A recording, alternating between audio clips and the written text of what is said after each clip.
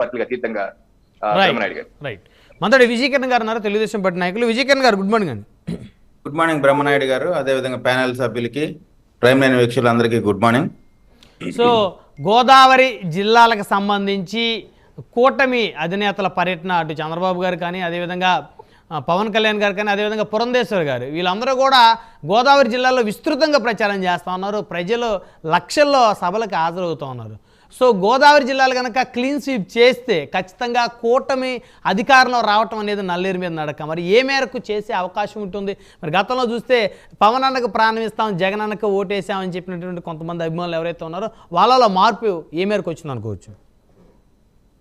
ముందుగా ఈరోజు నామినేషన్ వేస్తున్న మా తెలుగుదేశం పార్టీ అభ్యర్థులందరికీ కూడా అభినందనలు, అదేవిధంగా ఆల్ ది బెస్ట్ చెప్తా ఉన్నాను. అదేవిధంగా ఇందాక రవికిరణ్ గారు స్టాటిస్టిక్స్ కరెక్ట్గా చెప్పేశారు, అంటే నెంబర్స్ గురించి. ఏ విధంగా ఉంటుంది గోదావరి జిల్లాల్లో కూటమి ఏర్పడిన తర్వాత ఏ విధంగా వచ్చింది, రాబోయే రోజుల్లో ఏ విధంగా ఉండబోతుంది అనేది ముఖ చిత్రం చెప్పేశారు. ఇప్పుడు జగన్మోహన్ రెడ్డి గారి పార్టీ కానీ, ఆయన ప్రభుత్వం కానీ ఈ కూటమి కట్టకూడదంటానికే విశ్వ ప్రయత్నం చేసింది. మనం అందరం కూడా అన్ని విధాలుగా కూడా వాళ్ళు చేసేటువంటి వికృత చేష్టలన్నీ కూడా చూసాం.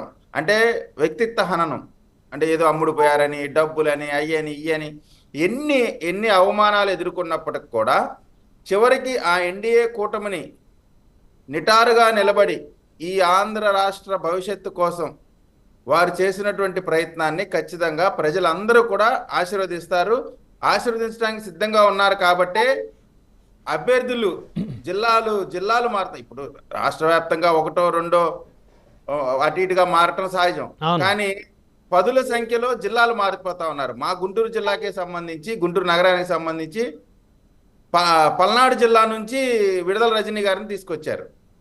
అంటే ఎందుకు తీసుకొచ్చారు ఇక్కడికి అంటే అక్కడ ఆమె పెర్ఫార్మెన్స్ బాగలేదనే కదా.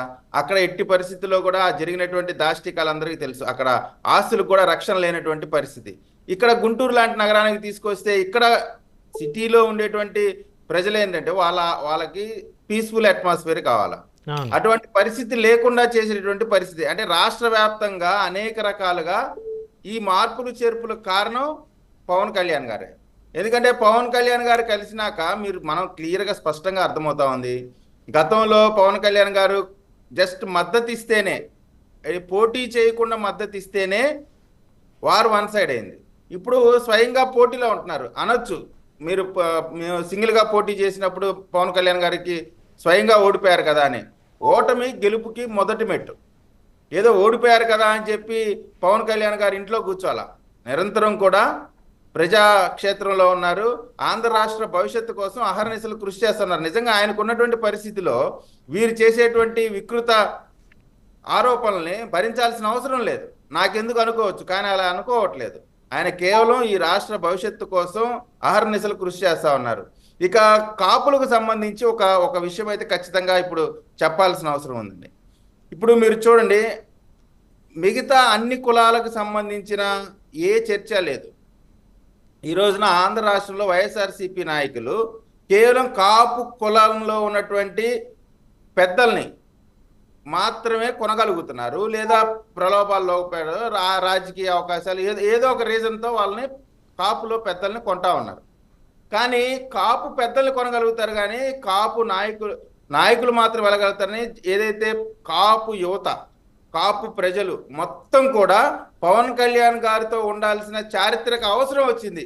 ఎందుకంటే మీరు చూడండి, ఎస్సీలకు కానీ బీసీలకు కానీ ఈ రోజున ఉన్నటువంటి రాజ్యాంగ పరంగా వచ్చినటువంటి రిజర్వేషన్లే తప్ప ప్రత్యేకంగా ఎక్కడా కూడా సీట్లు కేటాయించినటువంటి పరిస్థితి లేదు. ఈ రోజున కాపులు ఇంత ప్రాముఖ్యత ఈ రాష్ట్ర రాజకీయాల్లో ప్రాముఖ్యంగా మాట్లాడుకుంటున్నారు, కాపుల గురించి వెంటబడుతున్నారు వైఎస్ఆర్సీపీ నాయకులు అంటే అది కేవలం only because of Pawan Kalyan గారు. ఇప్పుడు వైసీపీకి వెళ్ళిన కాపు నాయకులు కూడా గుర్తుంచుకోవాలా, కేవలం పవన్ కళ్యాణ్ గారు ఉండటం వల్ల మాత్రమే మీకు డిమాండ్ వచ్చింది, లేకపోతే మిమ్మల్ని ఎవడు పట్టించుకునేవాడు ఉండేవాడు కాదు. ఈ రోజున వైసీపీ ఈ నాయకులు వెంట పడుతుంది అంటే కేవలం పవన్ కళ్యాణ్ గారిని వల్లే. ఎందుకంటే పవన్ కళ్యాణ్ గారు ఒక పక్కకి వెళ్ళిపోయినాక కాపులకు అంటే పవన్ కళ్యాణ్ గారు ఓన్లీ కాపులకే పరిమితం అని నేను చెప్పట్లా. అంటే సహజంగా రాజకీయ పార్టీకి ఒక క్యాస్ట్ బేస్ ఉంటుంది. జగన్మోహన్ రెడ్డి గారికి రెడ్డి బేస్ ఉంటది, చంద్రబాబు నాయుడు గారికి చౌదరీస్ బేస్ ఉంటది, అదేవిధంగా జనసేనకి కాపుల బేస్ ఉంది. ఇప్పుడు ఆ బేస్ని కదిలించడానికి విశ్వ ప్రయత్నం చేస్తున్నారు. ఎందుకంటే కాపులు ఆంధ్ర రాష్ట్రంలో అత్యధిక సంఖ్యలో ఉన్నారు కాబట్టి ఖచ్చితంగా వారి ప్రభావం ఆంధ్ర రాష్ట్ర రాజకీయాల్లో ఉంటది. కాబట్టి ఈ విధమైనటువంటి కాపులకు సంబంధించిన నాయకుల్ని కొనేటువంటి పరిస్థితి వచ్చింది. కానీ కాపు ప్రజలు ఏదైతే కాపు కులస్తులు లేదా సెకండ్ గ్రేడ్ నాయకులు అందరూ కూడా పవన్ కళ్యాణ్ గారి మాటతో నిలబడి నడుస్తా ఉన్నారు. నడవాల్సిన చారిత్రక అవసరం ఉంది. ఈ రోజున పొరపాటున ఎక్కడన్నా పొరపాటు జరిగి కాపులని ఎవరన్నా డైవర్ట్ చేసి అక్కడ అభ్యర్థులు కానీ ఇబ్బంది కలిగితే కాపు యొక్క ప్రాముఖ్యత ఆంధ్ర రాష్ట్రంలో తగ్గించడానికి ఇది ఒక పెద్ద కుట్ర నడుస్తూ ఉంది. ఎందుకంటే ఆంధ్ర రాష్ట్ర రాజకీయాల్లో పవన్ కళ్యాణ్ గారు రేపు రాబోయే రోజుల్లో ప్రముఖమైనటువంటి రాజకీయం చేయాలంటే కాపులకు సంబంధించిన ప్రతి ఒక్కరు కూడా పవన్ కళ్యాణ్ గారు వెంట నడవాల్సిన అవసరం ఉంది. ఎక్కడ పొరపాటు చేసినా, మరి ఒకసారి విజ్ఞప్తి చేస్తా ఉన్నాను, ఎక్కడ పొరపాటు చేసినా కాపుల అస్తిత్వానికే ప్రమాదం ఏర్పడే అవకాశం ఉంది. కాబట్టి పవన్ కళ్యాణ్ గారు కాపులే కాకుండా పవన్ కళ్యాణ్ గారిని అభిమానించే అన్ని కులాలు మతాల ప్రజలు కూడా ఈ రోజున పవన్ కళ్యాణ్ గారు వెంట ఉన్నారు. అందుకనే ఇప్పుడు పవన్ కళ్యాణ్ గారిని చూడండి, ఆయనకి ఎటువంటి అవినీతి మరకలు లేవు, ఎక్కడా కూడా ఎటువంటి చెడు కార్యక్రమాలు చేసిన పరిస్థితి లేదు. అందుకనే వీళ్ళు కేవలం వ్యక్తిత్వ హననం మీద మాత్రమే ఫోకస్ చేశారు. ఇవాళ పవన్ కళ్యాణ్ గారు అనేవాళ్ళు వైట్ పేపర్ లాంటి వాళ్ళు రాజకీయాల్లో, ఆయనకి ఇప్పుడు మరకలు లేవు. కానీ వీళ్ళు మరకలు లేవు కాబట్టి ఏదో ఒక రకంగా మరక అంటించే ప్రయత్నం వైసీపీ చేస్తా ఉంది. ఇది జనసేన నుంచి వెళ్ళే కొంతమంది నాయకులు, జనసేన నుంచి వైఎస్ఆర్సీపీలో చేరిన కొంతమంది నాయకులు సీట్లకు సంబంధించి డబ్బులు తీసుకొని సీట్లు ఇచ్చారని ఆరోపణలు చేస్తా ఉన్నారు కదా. ఇప్పుడు ఒకటండి, అసలు వాళ్ళకి ఆ ప్రాముఖ్యత ఇవ్వడానికి కారణం ఏంటి? బికాజ్ ఆఫ్ పవన్ కళ్యాణ్ గారే కదా. పవన్ కళ్యాణ్ గారు ఇటు బలమైన శక్తిగా ఉన్నాడు కాబట్టే ఇప్పుడు ఆరోపణలు చేయటం అనేది సహజం. ఇప్పుడు పోతిరి మహేష్ విషయం చూసుకుందామండి, అదే టికెట్ ఇచ్చుంటే పవన్ కళ్యాణ్ గారు దేవుడే కదా ఖచ్చితంగా. మరి కేవలం టికెట్ రాలేదని ఆక్రోశంలో ఆయన తిట్టే మాటలను అసలు పరిగణలోకి తీసుకోవాల్సిన అవసరమే లేదు. ఎందుకంటే వారు ఏదో ఎక్స్పెక్ట్ చేశారు, రాలేదు కాబట్టి తిడుతున్నారు.